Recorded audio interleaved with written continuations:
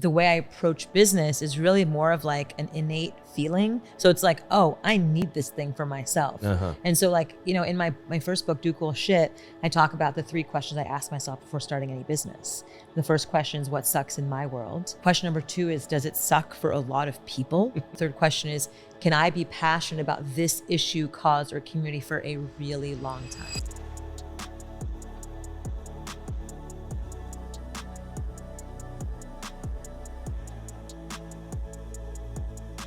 Hi everyone, welcome to Investing on Purpose. I'm Ryan Daniel Moran, joined by my mentor and friend, JP Newman. Howdy, howdy. So great to be here today. And today we are blessed with the presence of Miki Agrawal. And we were talking before the show about how Miki is sort of a living example of everything that we believe in the show, of leading with impact, of leading with the intent to create good in the world and creating outsized returns as a result of embodying that idea. So Miki, we're talking about you in the third person, like you aren't sitting right next to me, but you really are the example of everything that we believe in here on the show. I've been really excited, Miki, to have you on. You really are.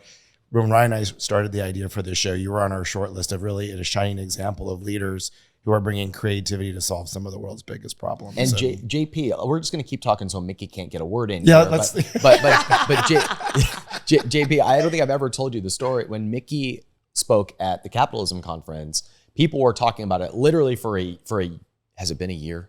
Yeah, a year after, like a year. Maybe you should come back. I have more things to talk about. Because more things to talk. She definitely You didn't get it all out in 50 minutes on stage of this idea of the way I interpreted it was Miki just has this way of lining up with the energy first, and then everything just kind of flows out of that. Would you say that's a fair summary of your thought process as an entrepreneur? Well, I mean, you know, if we're talking about capitalism, I mean, capitalism is really around money, right? One of the sport of creating and building money, but money is energy. Yeah. Like money is energy, and it's an energy exchange. It's like, I give you this energy. If you give me this energy, if you give me your physical energy, I give you this other type of energy, which can get you other type of energy like food or place to live. So it's all energy based. And I think, you know, if we approach life from that lens and approach business from the lens of energy exchanges, like what makes it a value exchange for the customer, for the employee, for the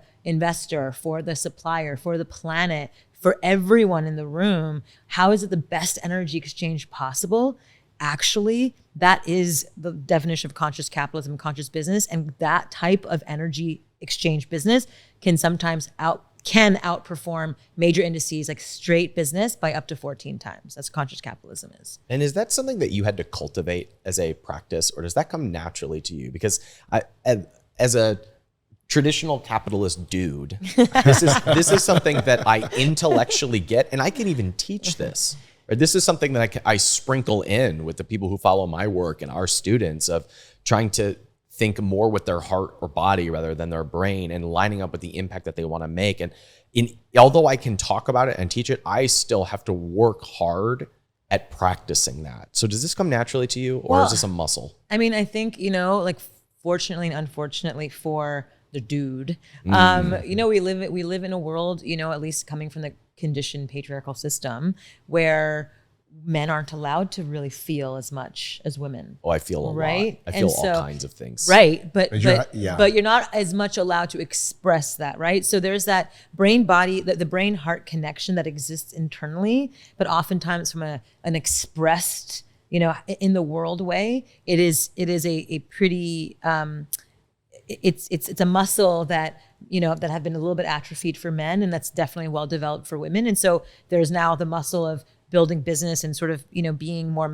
like having the more masculine part of women come through. And masculine doesn't mean like manly. Masculine just means our productivity, our sort of like just go-getterness or getting shit done mentality. Like that, the women of the last generation has been building that muscle, while men has been building the muscle of like feeling, you know? Right. And so I think once that happens, I think men will also, I mean, look at JP. I mean, the way he runs his business is heart-based, you know? And so, and I'm sure you as well, I don't know as much except for the epic conferences that you put on. They are pretty okay. They're dope. They're dope. So there's heart-based business, entrepreneurs that exist, of course, all over the place as far as men goes. But I think just from a nature nurture, hunter gatherers, men are hunters, women are gatherers, and that's just by nature. That makes sense. We were having a call this week with an influencer named Jimmy Darts. He's a kindness influencer. He has about 10 million followers. Whoa. He has an amazing story about how he got into it, and I played a very small role in it. He came to one of our events, and it kind of opened up some opportunities for him. But I was listening to him talk about how he's built this following in the last year and a half to 2 years, and how he has a show coming out with an A-list actor, and how he's doing collabs with Mr. Beast and all these huge influencers, and it's happened in the last 18 months. Wow. And the thing that stood out to me about what he was saying was he was not trying to build a business. He was lining up with this. I mean, he called it God. He's like, I get in tune with God, and I just do what he tells me to do, and I just follow that impulse. And it reminded me a lot of what you shared on stage about how you just kind of connect to the impact and the change that you want to make, and business kind of takes care of itself. Which in my brain, I want to figure out the exact step-by-step plan of how that's going to happen. And I don't get the vibe that you care so much about how it unfolds. Well, I mean, I'm an athlete. I like the sport, like everyone else. Money is important to my family, to us as well. And from a lens of an energy exchange, being able to pay for things and all that. But the way I approach business is really more of an innate feeling. So it's I need this thing for myself. Uh-huh. And so in my first book, Do Cool Shit, I talk about the 3 questions I ask myself before starting any business. The first question is, what sucks in my world? That should be something that sucks in my world. And it can't just be I'm going to start another t-shirt company. And it's how many of those exist? But what truly sucks in my world?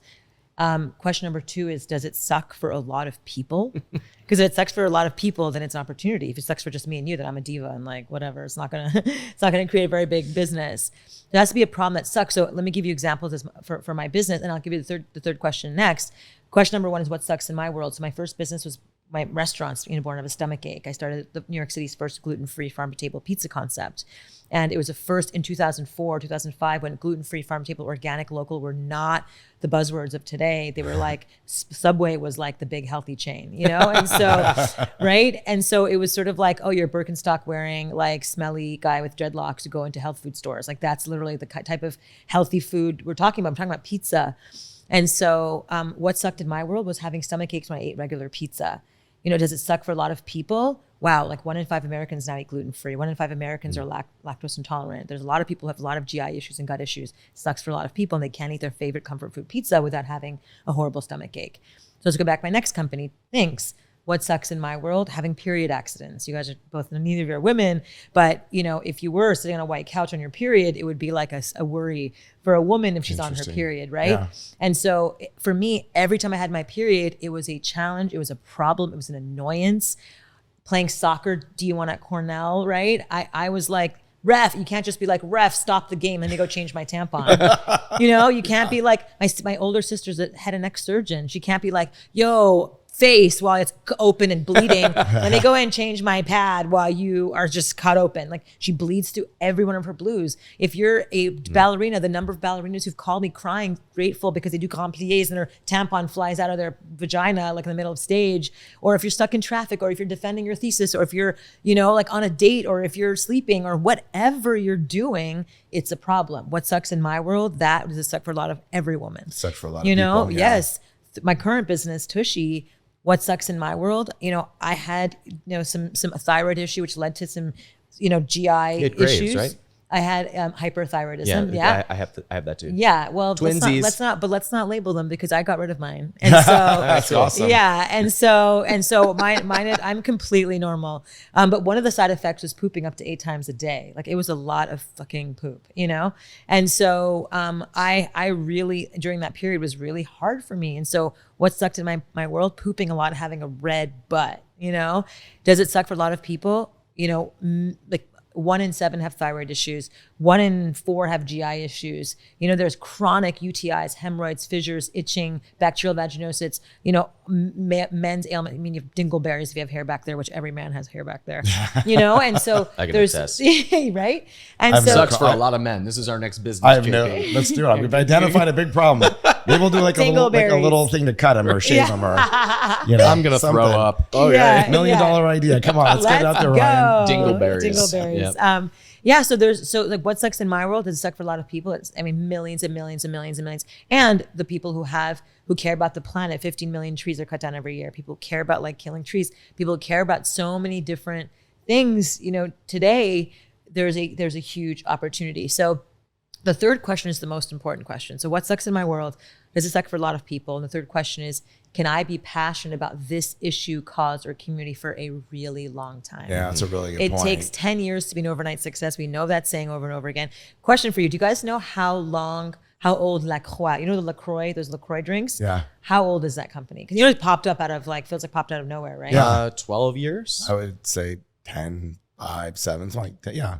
Yeah, 5 to 10 to 12. Yeah. 35 years. What? Really? It's a 35-year-old company. And so people most companies are older companies that just somehow have a moment. That's interesting. And then they have their moment. I'm actually really glad you said that, because in especially the internet entrepreneurship space, it's like boom. It is, yeah. 2 years you should be out. I'm a crypto billionaire. And you're like, venture capital, we need you to be 10x in the next 12 months. We need you to grow 10x, and then we need you to grow 10x more. But that's like winning the lottery. Yeah. It actually is. And people are like, oh, well, look at all these people win the lottery. Well, right time, right place, right? There's a lot of those for sure. But can you imagine if there's an entire industry of how to win the lottery, and there's all these people who are just depressed because they haven't won yet? That's what it feels like the online entrepreneurship space is sometimes. It's like, yeah, but that guy became a billionaire and this person's making $10 million a year. And I've been at this for 8 months and I'm only making $100,000 a month. I know. It's just like the comparison thing is also a big killer. Yeah. So compare yourself. I have a question for you, Miki, though. And of course, I met you actually at the Capitalism Conference. Yes. I had to after I heard her speak, I'm like, I need to know that person. Literally, I hunted you down. And I honestly hunted you down too, because I was like, wow, that guy has such great energy. And I remember an energetic connection. I was like, I need to be. And so I remember you were talking to Justin, my co-founder for TUSHY. Yeah. And I was like, oh, great. That's when I got your number. Yeah. Now check this out. We met at the Capitalism Conference. We did. Dun, dun, dun, dun. Whoa. I wanted to hear Peter Diamante speak. I didn't even know who this Ryan Moran was. And all of a sudden, I'm like, you're like, he's handsome as fuck. There's 1,000 people, and there's this kid named Ryan Moran. I'm like, who's interviewing? I'm like, who is that Ryan Moran? My God. And so I texted him and said, can we ever grab a cup of coffee? You seem like, and I'm like, you never know if you're going to get a response. Yeah. And we had coffee, and that was, the rest is history, now we're Ryan. BFFs. But I had a question for you, Miki. So you are hyper creative in such a great way. You're one of the most creative people that I know. It's something I love about you. So when you're saying these things, I get it. I'm road mapping you. But a lot of people, honestly, and men were 50% less creative, let's just say, by default. So how do you translate what you're saying? If you're like out there in the audience, and this is someone saying, I'm starting a business, I'd love to do what Miki said and follow these 3 things. Something, that you just mentioned, a problem, a big problem, and what was your third one you just mentioned? How can you be passionate about this How issue? can you be passionate? Exactly. For a long time. I take 50%. Yeah.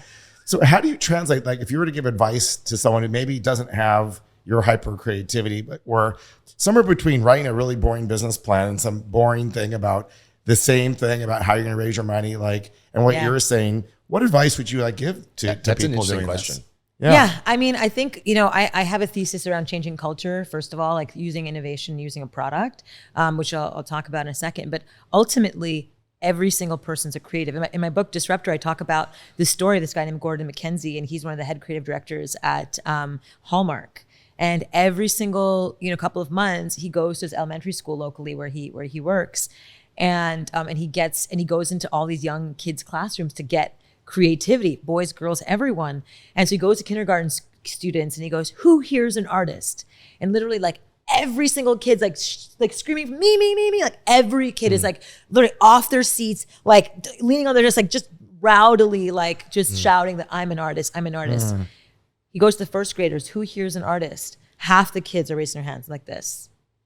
By the time he gets to 6th grade, who here's an artist? One kid is like this. Right. So we lose that innate confidence. We lose that confidence just from the lens of not on purpose, but the normal school and the common school systems that were created to create basically cogs in the machine during the Industrial Revolution. I mean, children are learning still to this day with standardized tests and rows of desks, the way kids kids were taught a long time ago to basically, support the assembly lines. Right. So if someone gets sick, they just throw one in there and they're basically like a machine. Right. And kids obviously are taking ADHD medicine, all this stuff, because that's just not how kids learn. And yet we're just kind of taking all the juice and the creative art, the creative artist incredulousness out of their eyes and kind of like making them little machines. And so I think the way to undo that is by helping them play more. And by bringing playfulness back into adults, right? So one of my girlfriends, Daniela, started this really cool thing. Instead of brainstorming, she's calling it play storming. And it's this thing for adults. She goes into IKEA and huge companies that basically, like Shopify and all these companies, and reteaches all these executives how to play again. And so playing means going in nature and doing things like, climbing trees or going into a playground or going to an adult Disneyland or going to, some place where you can bring to Antarctica. A boat to Antarctica. And dancing in the middle of and like to the Drake Shake, and going to Burning Man like I do every single year for the last decade. Yeah. That is the ultimate place of play for That's adults. where I rediscover it fastest. And I have 3 days of resistance and then my ego dissolves. That's right. And I'm just playing. That's right. And so I think I go sober too. Right? Yeah. Going back to playing, I think putting ourselves in positions and doing the artist way is a great way to do it. Like the artist way is a really cool kind of workbook that this woman named Julia, what's her last name, basically put together that really walks people through how to think creatively again. Yeah. And so everybody, you're a creative, we're all creatives in our own way. We just pretend like that doesn't exist anymore. Yeah. Kind of like we're saying like, I'm an introvert, I'm an extrovert. That is just a tag that we're putting on ourselves. That's just bullshit. All of this labeling stuff, it's like, I'm not creative, I'm more left brain, I'm more right brain. That's just what you've decided is true. Right. But so my book Disruptor is about disrupting all of that. The notion of like, what is true, what isn't true? Why do I need more stuff? Why do I need to be in a monogamous relationship? Why do I need to make money? Like, what is money? Money, like what, every single thing it's about like, wait, we can invent any new possibility for ourselves, as long as it's not like killing people and hurting people, as long as we're doing something that feels pro-humanity and pro-life and pro ourselves, is like a really beautiful practice, to doing. And also back to currency and the energy of currency, I find for me, the more relaxed I actually am and not trying to make something happen, the more it happens. So exactly. And so from the lens of creativity, I always find the most creativity when I'm clear. So when I'm meditating, like I said, the most quiet, when I'm not trying hard, when I'm walking in nature, when I'm playing, when you're showering, all these ideas come through in the showers because you're just not thinking hard. The more we try, the more like I can also tell you, as I'm gets mentoring hard. more and more people who are a bit younger, back to people's energies, three people could have the same business plan. And I can tell someone who's either trying too hard or is a little desperate, it turns me off. And I don't even you'll never hear those words from me, but I won't make a point to if that person's asking for help or money or an investment, you tend to be turned off. It's like, you're almost looking for that young, bright person who for some reason has that feeling of clarity, purpose, execution, and a wisdom. Yes. It makes you feel safer. As an investor or somebody wants to put time, do I want to see this person again and give them any more advice? And because all I have is my money and my time and my health. Absolutely. So there really is something. I never really thought about it until you said that, but I think that's. We just did Pitch Week at capitalism.com, where we have our students that have been working on their business plans for the last 3 to 6 months. Amazing. They present to a panel of people who are there to consider writing checks. And we stream it to our NFT community. We stream it on YouTube. And these are all investors and advisors who are looking to write a check to our best performers. And you can tell a big difference. And it usually happens when it comes to trying to justify the valuation.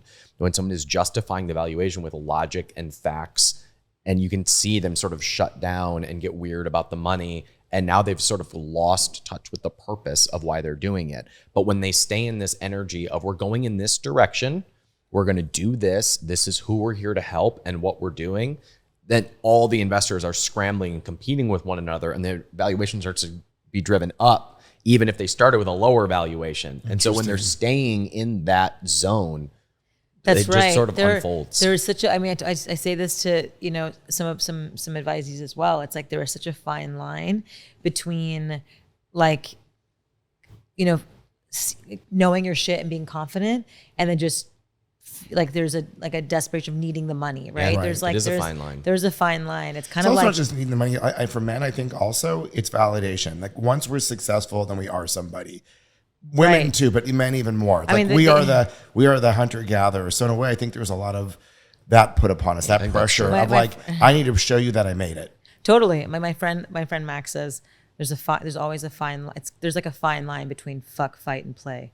You know, it's like a fine line. It's the same thing. It's like there's a fine line between seeming like overconfident, not confident enough, desperate. There's really a line to toe, and knowing like how to hold yourself. And I think the way to hold yourself is like being in that integrity energy of yourself. Yeah. And I think like, you know, I my first business when I was first starting out, I tried to raise money by putting on my investment banking suit and like having coffee meetings with potential investors. And I raised $0 because I was like so uncomfortable in my skin. Yeah, and interesting. energetically, I wouldn't work. And so then after 6 months of raising a big fat donut, I was like, what am I doing that's not bringing me out? And I was like, oh, because I'm not me in these environments. Where am I most me? And I was like, oh, I know, on the soccer field. And so, for example, in college, I would bring boys who I like to come watch me play soccer, and I was really good at soccer, and so they would just fall in love with me after watching me play, right? So I was like, okay, I can't bring investors to a soccer field. Where else do I shine? And I was like, oh, I shine at dinner parties. Like I throw the best dinner parties. I've grown up throwing dinner parties. We always make it intimate. Everyone leaves feeling so connected and so good. And so I'm going to start throwing fundraising dinner parties. And I'm going to be like the best host. And everyone's going to feel like when they leave, they've made epic connections. They've made best friends. And they feel like they're now part of a tribe that they want to put their money in. And that's literally how I raised the first $500K for my that's business. really smart. That's amazing. That's amazing. Yeah. I also noticed. I have ideas right now. I also noticed, Miki, it's funny, after Antarctica, which you threw quite that, talking about bringing a community together on a boat. This was not a normal trip to Antarctica. This was a once in a lifetime, but it was funny because you have another product, which we probably won't talk about quite yet. I know you're in development on something. Or were we not allowed? I don't know. No, we can touch on it. Yeah, it's called Hero, named after my son. Yeah. Can we talk a little bit about what it is Yeah, or not? sure. Okay, so I'm excited. I invested in it. Yes. And I mean, the idea, again, taking a problem for you, something that sucks for you and sucks for a lot of people, which in this case is diapers and plastics in general, and finding some incredibly partnering up with, what's your partner's name? He's amazing. Taro, of course, who You're has. partnering with Taro. He's my co-founder from and CEO. Forcing Medic. Yep. Cool. And so you're taking somebody with like, how many generations of mushroom? 13 generations farmer. mushroom farmer, and coming together with realizing that the mycelium, which is the roots of a mushroom, certain ones have an ability to decompose plastics. So instead of it sitting in a Miki, I'm sorry, this is just so much fun. To take a diaper that would just sit there and create plastics and let it dissolve, and not only is that takes 500 years to decompose in a landfill. So not only the doing very that, first disposable diaper is still in a landfill today. But the Miki was telling me, then you get to the golden part. You get to the poop. And a baby's poop is liquid gold. And Miki, again, even your wording, everything about it, like I hear so many pitches and so many presentations, but again, it's the communal experience. It's how you think. I couldn't say no. And honestly, I couldn't stop thinking about it. You and I talked about it for 5 minutes, and I hear all kinds of climate things. And I'm like, that is just brilliant. Because I understand that you and I talked about where this could go after diapers. The applications are endless. And it really could put, I mean, not just a problem for some people. This is a problem for the planet. And I just so respect that about you, who you brought on, your approach. And then, of course, one thing we haven't talked about is then how you communicate. Because it's one thing to have a great idea as an entrepreneur. It's another thing to be inspired, passionate, kind of hit your 3 questions. But then how do you communicate that problem in a way that's fun, not to, you pick really hard things, women's periods, poop, diapers. You're not picking really sexy subjects. And then somehow you just throw these crazy curveballs of creativity to communicate and get people thinking about things that you wouldn't ordinarily be thinking about. So what's that about for you? Like, how do you communicate that? Or, I mean, so I have like a 3-pronged thesis around changing people's behaviors, because that is the hardest thing for people to do when it comes to trying a new product. Yeah. My mom and dad have been using a toilet paper since my great grandparents using toilet paper generation. Why would I ever change what ain't broke? But it's like you're smearing shit around and you're sitting on fecal matter all day, like kind of broke. But anyways, so there's a lot of ingrained habit. I eat my Joe's Pizza in New York City. Like I'm not switching healthy shit, like whatever. Period underwear. I bleed in my underwear. Disgusting. So there's like all the old conditioning that needs to get undone, right? Yeah. And so the 3-pronged thesis that has worked across every one of my companies is, point number 1 is, pretty basic and obvious, best in class product. It has to be the best. It can't be like, oh, it just fits enough, or it's enough. It has to be like the most delicious, has to feel like a sexy lingerie underwear. It has to feel like a product that like hits you right in the beehole in the right temperature and the right pressure. You know what I mean? Yeah. Like it's just perfect. That's awesome. It has to be the right product, installs in 10 minutes or less. It's so easy to install. It looks beautiful. It doesn't look like a weird contraption. It feels like you feel like you've upgraded your bathroom. You feel cool, So best in class product, number 1, first and foremost, that's a baseline. Second prong is considered artful design across every touch point of your brand. A lot of people do not consider art as part of the brand. Like, oh, what can be a branding thing? But it's like, no. I look at art books. I go to museums. I go to like nowness.com and find like real artful interpretations of nothing business related. All art, and then how do I basically take some of that art and translate it into art for my businesses? And so most of my inspiration doesn't come from like other companies and other brands, but it comes from the world of art that's never seen the light of day in the branding world. And it's very obvious, like when you're looking at what your Subway campaigns that you do for things, so like it's art. It's gallery art. We're ready. And then the third prong, which is I think the most important one from a lens of communication, is accessible, relatable language, like you're texting your best friend. Oftentimes we try to be very academic, very clinical, very medical, very technical around what we're trying to sell. And it's like got this value prop and that thing, and it's got this technicality and that thing and this technology and blah, blah, blah. And you're like, what? It's like over my head. Does it work? I don't get it. Delete, next, swipe. And so I've learned that all of those things, being too heady, being too clinical, being too technical, medical, it does not work. What works is, how do you text your best friend your things? You're like, oh my God, I discovered this new thing. Like, check this out. Like, what? Oh my God, like you're messy, you're clunky, you're authentic. Right. You're yourself. Right. You're you. And it's like that shines through in how you text your friends versus like, what do they want me to say and exactly how they want me to say it? How do I position this? How do I position this in a way that's perfectly aligned with these different types of demographics? It's like, and I can totally tell within 5 seconds that it's so inauthentic. It's so put on. It's such bullshit. Right. Remember the first question I asked you, Miki, on stage at Capitalism? I got up as a stranger and said, how come ad agencies are so full of shit? And like, I'm watching your stuff and saying it totally is like, it resonates with me. And yet it feels so artificial, like saccharine sweet, poor humor, trying to get my attention. And it all feels so inauthentic and fake. And I think that's the difference of what you're talking about. Right. And it's like, whereas when you kind of engage with our brands, there's this affinity, there's a kinship, there's a feeling of like, you're talking to me. Your main spokesperson for Hello Tushy is an asshole.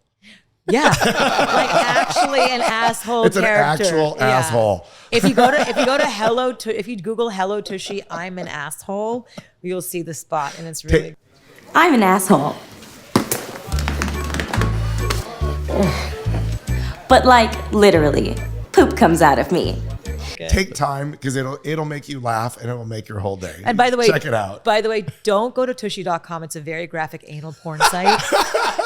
Go to hellotushy.com. Hello. We've had investors go there. We've had customers. And then we're like, no. And then that cookie follows you for a long time. So be careful. Yeah. This is how I'm processing this right now. I reacquired a company that I sold in 2017. Cool, Private equity group ran it into the ground. So we're buying it back for pennies on the dollar. And, love it when that happens. I was just meeting this morning with my partner on it. We were talking about the new product line, and we're getting more done in the last 2 weeks since we took over than the private equity group got in the last 5 years combined.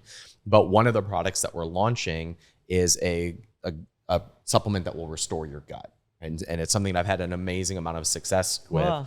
And I mean, the things that come out of you once your gut is healed, like houses and cars come out of you.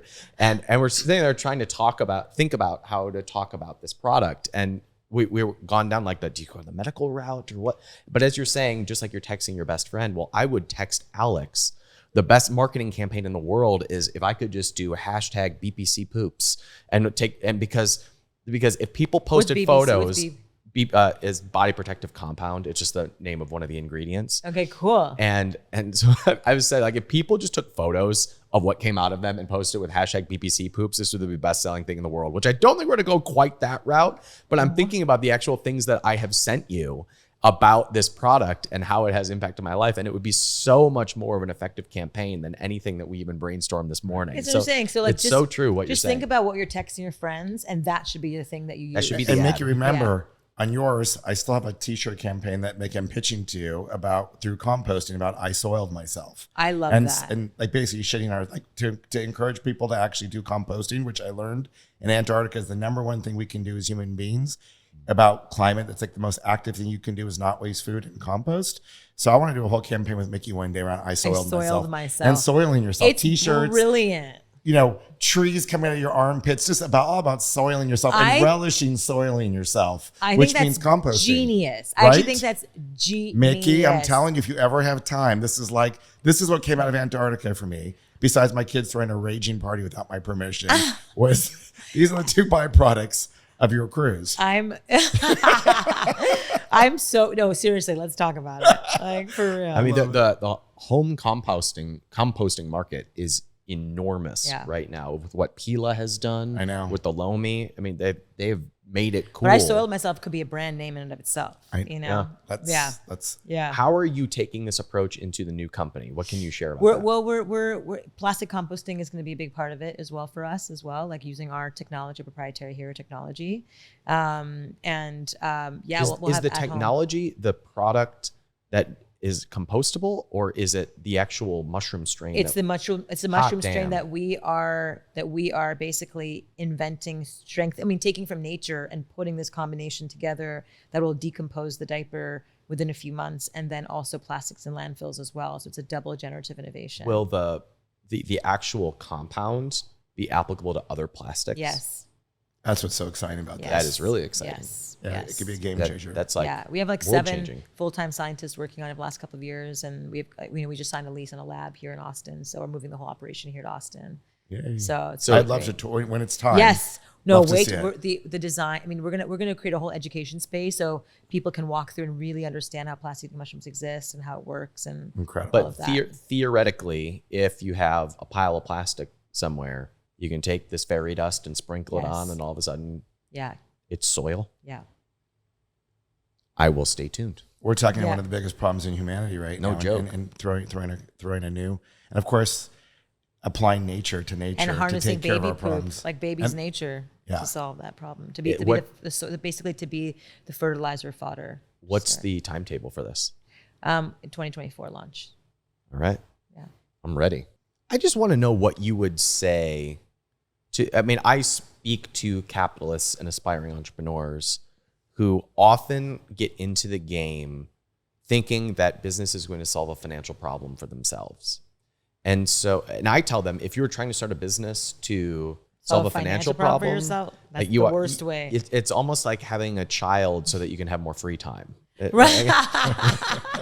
Well, I'm not going to see my well friends said. anymore, so I guess I'll have more free time. It's just not quite how it works, at least in the short run. And you have a very different approach to it. You have solved many financial problems, but not setting out to solve a financial problem. Yeah. You solved a big world problem. And so there is sort of this tug between, like, I want to go out and create a company with a big vision that I'm excited about, but also I need to make money in the short term is often the mindset that entrepreneurs come in. And I've dealt with that, right? And I've overcome it to some extent, but like that still exists for me, just not at the same level it did at one point.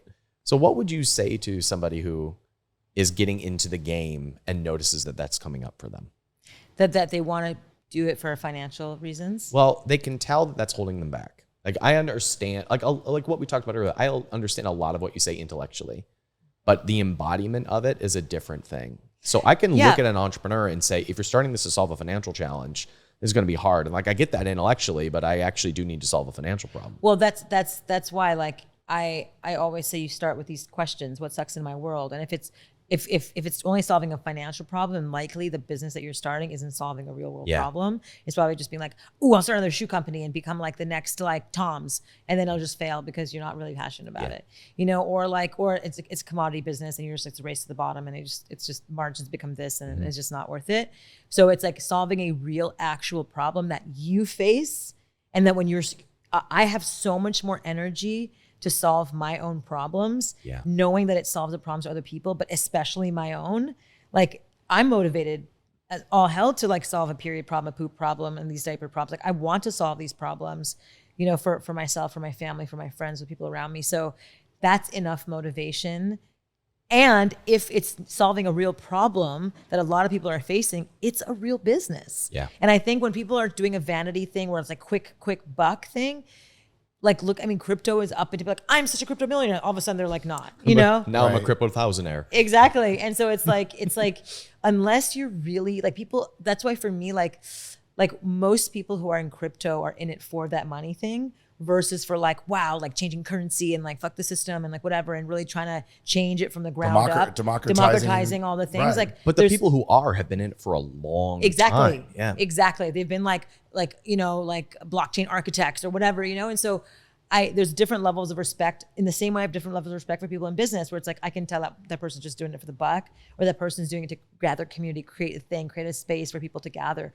Like, you can tell what the motivation is. And then based on that, oftentimes the most successful ones are the ones who have the right energetic motivation, like most often, you know? Perfect answer. So I would just want to say thank you for being an example of this, because I talk about this stuff, right? I am practicing becoming an example of this, right? But part of my mission is I sort of dance in the world of big business and distill it back down to me 10 years ago and make that possible for entrepreneurs. And I know that the transformation I'm on right now is going from getting this in my head to embodying this. And so you serve as an example for entrepreneurs like me who get this and want to be more like it. And lots of people talk about it, but you actually just live it. So thank you for that. Yeah, Miki, it is so great having you here. Thank you for sharing with us. And remember, when we started the show, my inspiration, like having you here, is just so great. It really is to inspire people that you can make outsized returns by really bringing that why and that purpose in early. And you are such a living embodiment of it. And it's actually inspiration for me, because I think I'm fairly creative, but now it just makes me want to play more. Well, for a guy who likes to play, I'm like, play more and create more. Playing. Well, I will say, you know, like THINX, like we sold it recently, and our initial investor made 60 times their money. 60? 60. Nice. 60. Fantastic. You know, people with 25K walked away with 1.5. Like, people put in like 1, walked away with a lot. You know what I mean? Like, amazing stuff like that. What was that time frame? You mean from the point of starting the business to selling? Yeah, from first check-in to first 60X. check-in was like 2014, and then I sold in 2019. But then they sold. So this final sale happened in 21. Okay. Yeah. 7 years, not bad. 60X in 7 years. That kind of works. I can do the math on that. I guess that's an okay return. I think that might be an okay return. Right. Yeah, and I'm hoping to exceed that for this next one. Yes. And show that we can do that and change the world at the same time, for real. Yeah, Like, this is they're all big, but this one really, talking about, you know, number 2, how many people have this icky problem? I'd say it's all of us Earthlings, all 9 billion of us. Yeah. So this is, and this can is we big. harness it for good? I know. You know, we've harnessed cow shit for good. Right. You know, I love it. Yeah. That if we ultimately take one of the hardest problems and fix it through a mushroom, that would be amazing. Miki, thank you so much for your love, your passion, and everything that you do. Thanks, man. Thank So you appreciative. guys. Same.